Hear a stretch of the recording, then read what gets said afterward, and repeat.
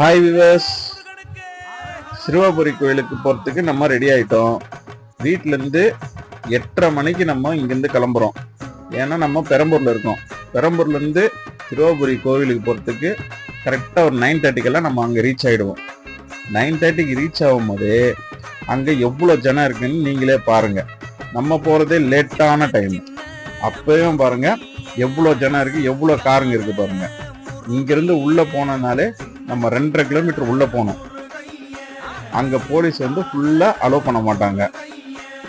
9:30க்கு போகிறதுனால நம்ம ஃப்ரீயாக உள்ளே போய் சாமி தரிசனம் பார்க்கலாம். உள்ளே போன உடனே நம்ம விளக்கு தீபம் ஏற்ற போகிறோம். விளக்கு தீபம் ஏற்றிட்டு கற்பூர தீபம் பண்ண போகிறோம். அப்புறம் வீடு கட்ட போகிறோம். இதெல்லாமே பண்ணோம்னா நம்மளுக்கு எல்லாமே நல்லது தான் நடக்கும் அப்படின்றது ஒரு ஐதீகம். விளக்கு தீபம் ஏற்றியாச்சா, கற்பூர தீபமும் பண்ணியாச்சா,